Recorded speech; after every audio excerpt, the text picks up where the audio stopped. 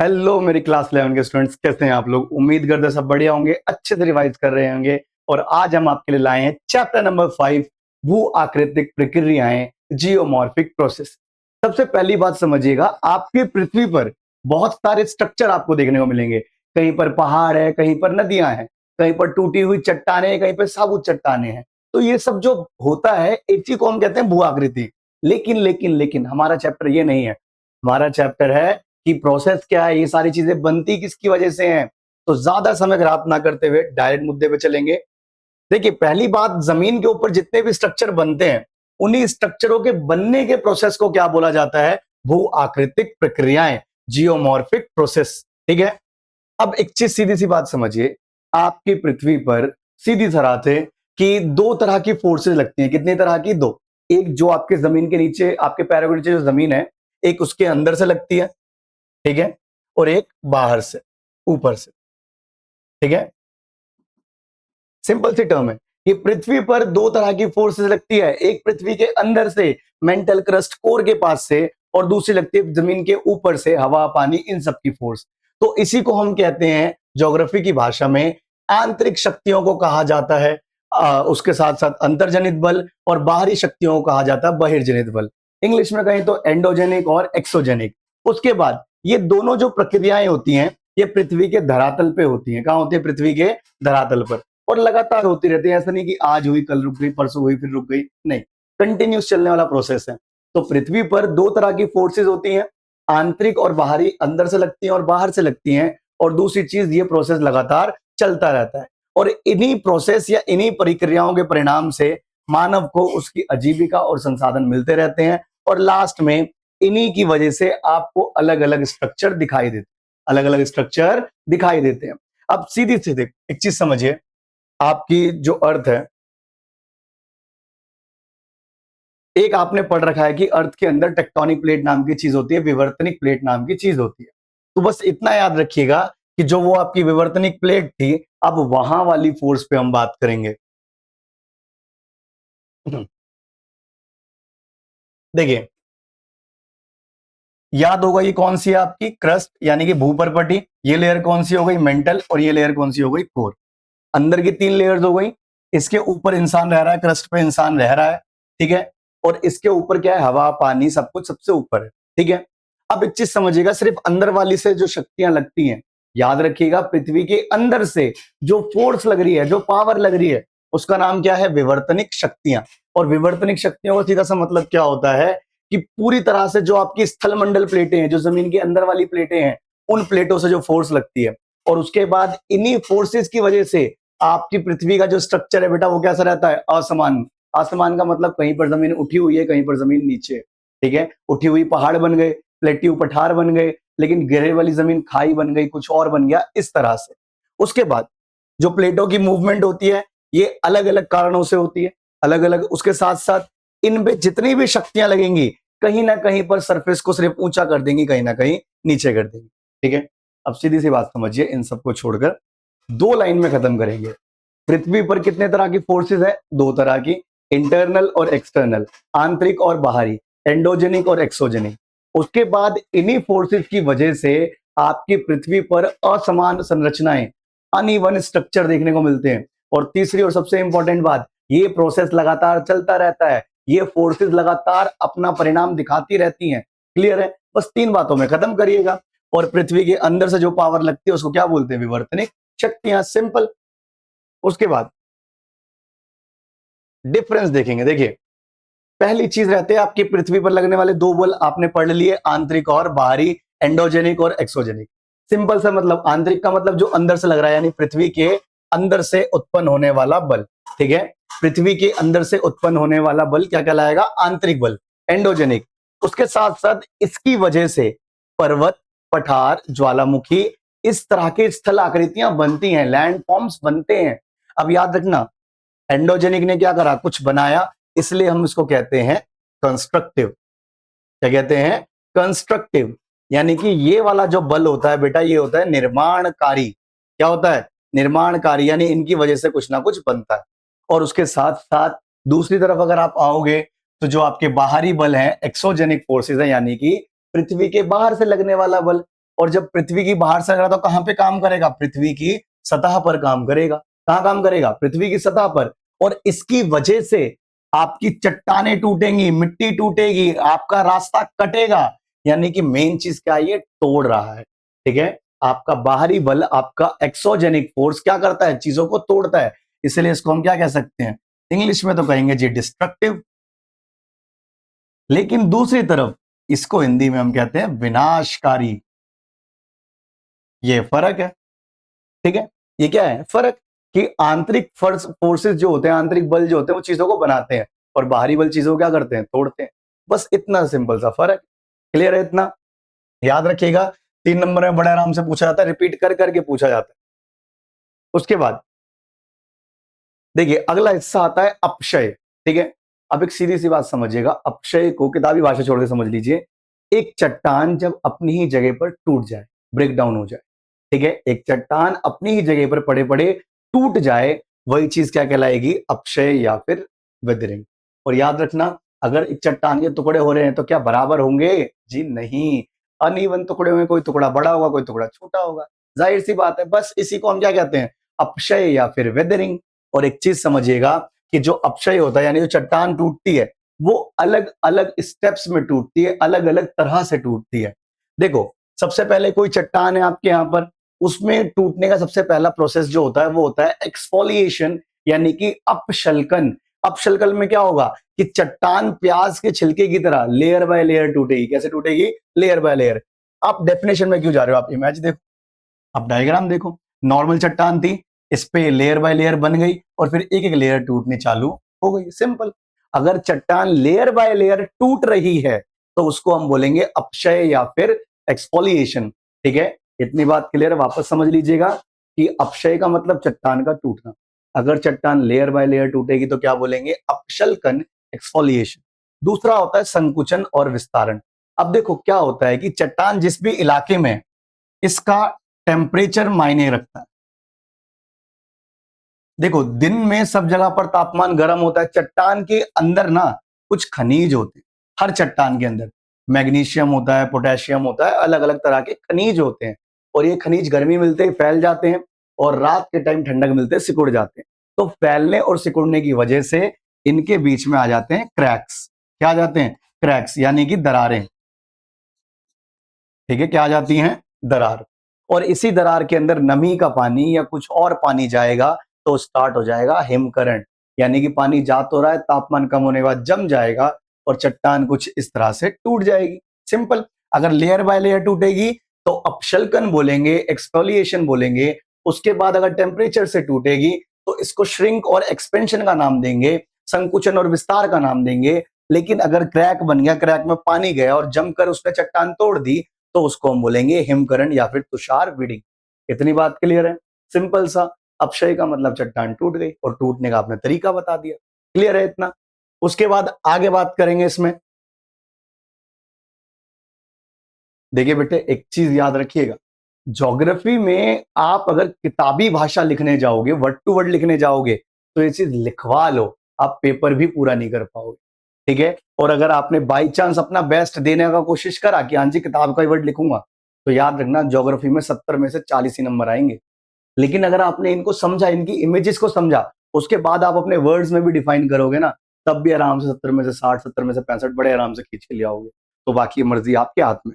ठीक है, उसके बाद देखो, अपक्षय की बात कर रहे हैं। अपक्षय का मतलब वही हो गया, अगेन वो प्रोसेस जहां पर चट्टान एक जगह पर पड़े पड़े टूट जाती है। सिंपल। ठीक है, अब टूटने में क्या है? 3 तरह से टूटती है। अपक्षय के कितने प्रकार है? 3। सबसे पहला आता है बेटा आपका भौतिक अपक्षय।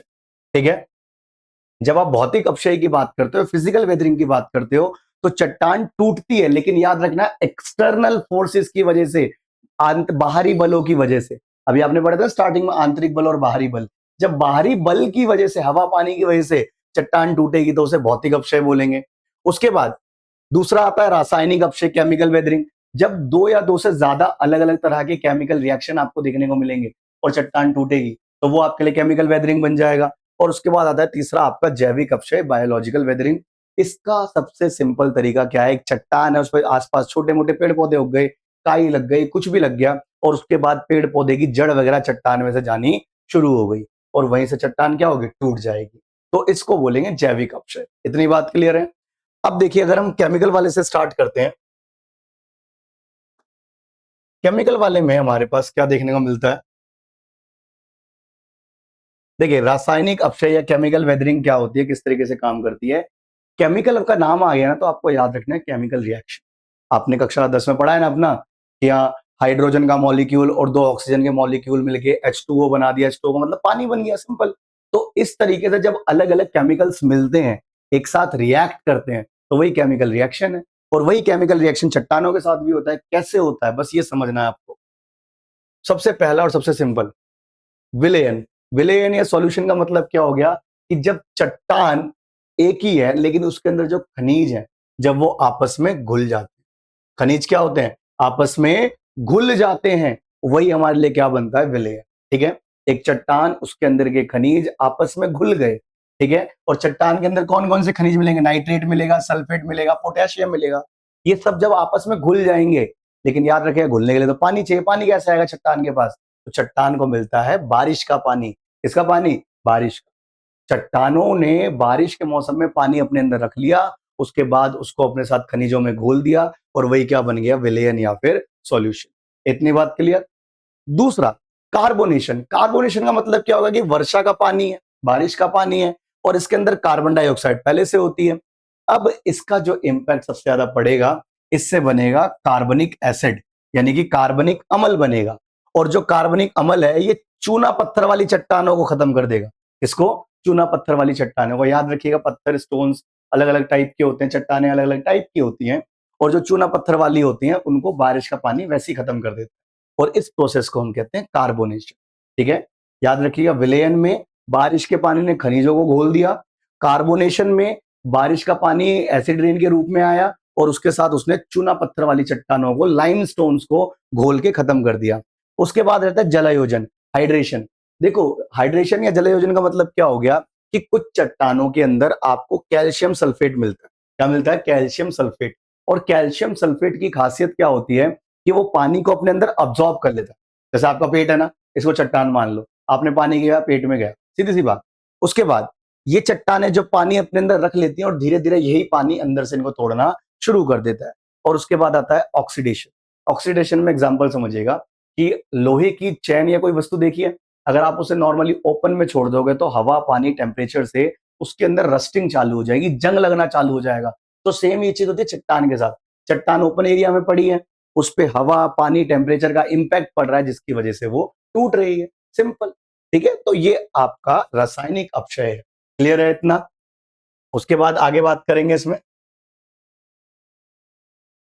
उसके बाद आता है बेटा भौतिक अपक्षय। ठीक है, फिजिकल वेदरिंग।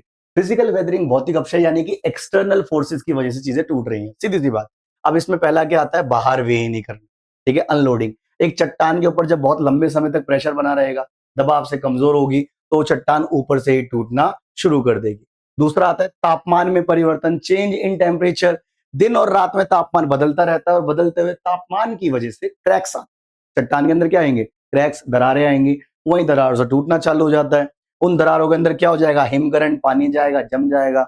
और उसके बाद आता है आपका सॉल्ट वेदरिंग, लवणीय अपक्षय, कि इनके जो खनिज होते हैं, वो आपस में क्रिस्टल्स बनाना शुरू कर देते हैं, छोटे छोटे पत्थर बनाने, जिसकी वजह से चट्टान टूट जाती है, सिंपल। ठीक है, तो याद रखिएगा, इस पूरे में अभी तक आपने 3 चीजें समझी।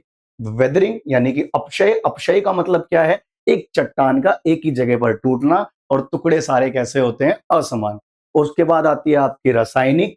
रासायनिक क्या, केमिकल में क्या हो जाएगा, जब अलग अलग केमिकल एक्टिविटीज की वजह से चट्टान टूट रही है। फिजिकल में जब एक्सटर्नल फोर्सेस की वजह से चट्टान टूट रही है। और बायोलॉजिकल, याद रखना, कि पेड़ पौधे एक जगह पर उग गए, और उनकी वजह से चट्टान टूट गई, सिंपल। ठीक है, यहां तक क्लियर है? आपने चट्टान तोड़ दी, आपने, हमने मिलकर पत्थर तोड़ दिए। अब इस पत्थर को बेटा ऊपर से नीचे भी तो लाना पड़ेगा, और इसी को हम कहते हैं वृहद संचालन। क्या कहते हैं? वृहद संचालन, मास मूवमेंट। जब जो टूटे हुए टुकड़े हैं, ठीक है, ये चीज याद रखिएगा, जो टूटे हुए टुकड़े हैं, जब ये टुकड़े एक साथ ऊपर से नीचे आएंगे या अपनी जगह चेंज करेंगे, यही बन जाता है वृहद संचालन, मास मूवमेंट। क्लियर? चट्टान टूटी, वेदरिंग बोल दिया। टूटे हुए टुकड़े एक जगह से दूसरी जगह जा रहे हैं, इसी को मास मूवमेंट कह दिया, सिंपल। अब ये होता कैसे है? सबसे पहला रीजन तो इसका है प्राकृतिक और आर्टिफिशियल सोर्सेस। ठीक है, प्राकृतिक और आर्टिफिशियल सोर्सेज, यानी कि आपके कृत्रिम साधनों की वजह से, ठीक है। यानी कि मान के चलिए कोई जमीन है, उस पे किसी का एक्सटर्नल फोर्स लगा, हवा वगैरह लगी और जमीन से बहना चालू हो गए। उसके बाद हाइट और ऑल्टीट्यूड, जितनी ऊंचाई पर होगा कोई भी टुकड़ा, जितनी ऊंचाई पर होगा बस उसे एक बार स्टार्टिंग का चाहिए पुश, एक बार पुश मिल गया तो सारे टुकड़े अपने आप नीचे आने शुरू हो जाएंगे। और उसके साथ साथ आता है कृत्रिम भार या अति भार, जब उसके ऊपर कोई और बड़ा टुकड़ा आके टकरा जाएगा तो वो ऑटोमेटिकली कर जाएगा शिफ्ट। एक सीधी सी बात याद रखना बेटा, वृहद संचालन आपका इंपॉर्टेंट है और इसमें आपको सिर्फ एक चीज पूछी जाती है, वो क्या, कि भाई साहब टुकड़े नीचे आ कैसे रहे हैं, आप बताओ ना, ढलान से आ रहे हैं, ठीक है। अगर उसके साथ साथ आप देखो ज्यादा बारिश हो जाएगी तो पानी के साथ फ्लो करते हुए आ जाएंगे, उसके साथ साथ ढलान अगर ज्यादा है तो बहुत तेजी से आ रहे होंगे, और लास्ट में अगर भूकंप आ गया, जमीन हिल गई, विस्फोट से जमीन हिल गई, तो इन सब की वजह से भी टुकड़े ऊपर से नीचे आ जाएंगे। क्लियर? वृहद संचालन में सिर्फ आपको बताना है कि टुकड़े ऊपर से नीचे कैसे आएंगे, बिना इंसान के, ठीक है, बिना इंसान। उसके बाद आगे बात करेंगे इसमें। उसके बाद आता है बेटा तीव्र संचालन। अगर आप देखोगे बहुत तेजी से टुकड़े नीचे आ रहे हैं तो कैसे आ रहे हैं, ठीक है। पहला आता है अर्थ फ्लो, ठीक है, मृदा प्रवाह।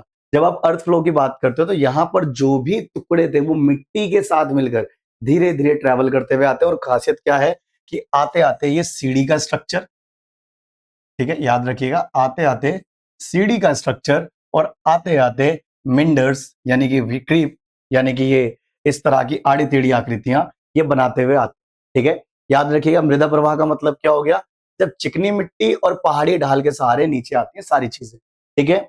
उसके बाद आता है कीचड़ प्रवाह, यानी ये सब कुछ नीचे आ रहा था, मिट्टी पत्थर सब कुछ नीचे आ रहा था, इनको बारिश का पानी मिल गया है, किसी रिवर का पानी मिल गया, तो उस चक्कर में सब कुछ एक साथ नीचे आ जाएगा और वही बन जाएगा हमारा कीचड़ प्रवाह। उसके बाद आता है मलबा अवधाव एवलांच। एवलांच का मतलब क्या है कि कोई पहाड़ की बहुत बड़ी चट्टान थी, सरक गई और सब एक बार में बेटा नीचे आ गया, ठीक है।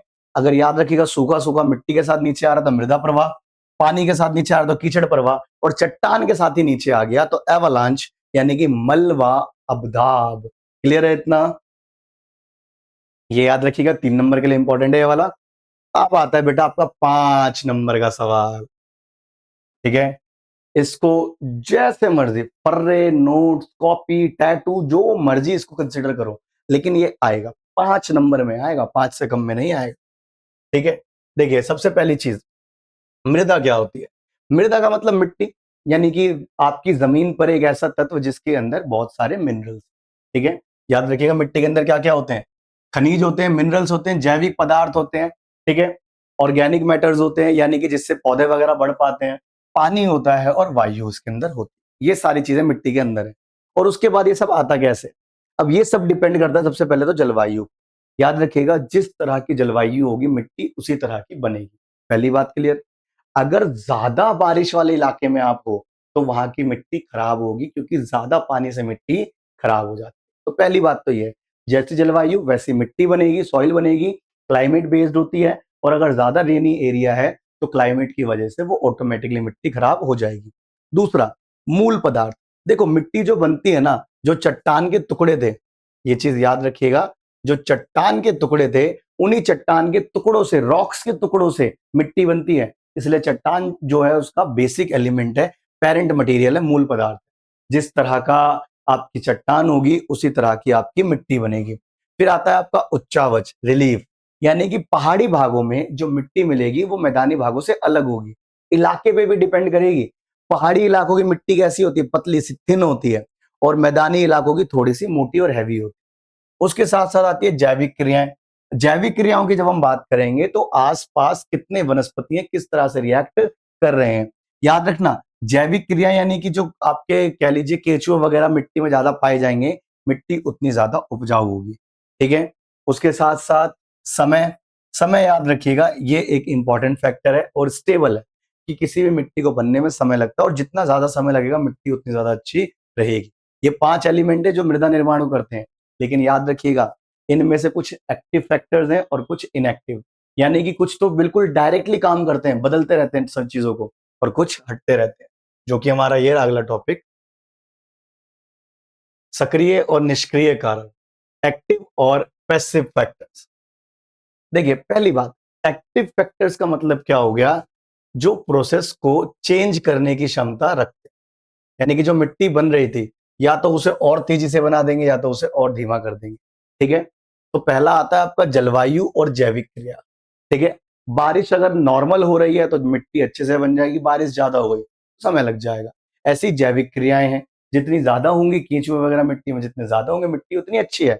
उसके बाद ये जो एक्टिव फैक्टर्स होते हैं लाइक जलवायु और जैविक क्रियाएँ, इनकी वजह से मिट्टी में परिवर्तन होता रहता है। मिट्टी में परिवर्तन होता रहता है और इनकी वजह से कभी स्ट्रक्चर बहुत अच्छा बन जाएगा, कभी स्ट्रक्चर बहुत बेकार हो जाएगा और लास्ट में इनकी वजह से मिट्टी में कम समय लगता है। एक्टिव फैक्टर्स क्या करते हैं? मिट्टी को बनाने में कम समय लेते हैं। ठीक है? लेकिन उसके बाद दूसरी तरफ अगर आप देखेंगे निष्क्रिय कारकों में, तो निष्क्रिय कारक में हम क्या देखते हैं? ये ऐसे फैक्टर्स होते हैं, कुछ भी रिएक्ट नहीं करते और इनकी वजह से टाइम क्या लगता है? ज़्यादा। इनकी वजह से टाइम क्या लगता है? ज़्यादा। जो चीजें कम टाइम लेंगी वो आपके एक्टिव फैक्टर, जो ज्यादा टाइम लेंगी वो पैसिव फैक्टर्स। यानी कि देखो मूल पदार्थ यानी चट्टान, ये सारी चीजें निष्क्रिय हैं। चट्टान अपने हिसाब से टूटेगी, अपने हिसाब से टुकड़े देगी, वो अपने हिसाब से मिट्टी को बनने देगी और ये कोई भी परिवर्तन नहीं कर सकते, पैसिव फैक्टर्स कोई भी चेंज नहीं कर सकते और इनमें क्या लगता है? समय बहुत ज्यादा। इस तरह में याद रखिएगा, आपको पूरा डिफरेंस याद करने की जरूरत ही नहीं है। कोई सा एक जो आपको अच्छा लग रहा हो वो एक याद कर लो, दूसरा उसको ऑपोजिट कर दो, डिफरेंस क्लियर। ठीक है? फालतू की मेहनत नहीं करनी बेटा। ज्योग्राफी बहुत अच्छा प्यारा स्कोरिंग सब्जेक्ट, इसमें फालतू की मेहनत करके क्या लोगे यार। ठीक है? उसके साथ साथ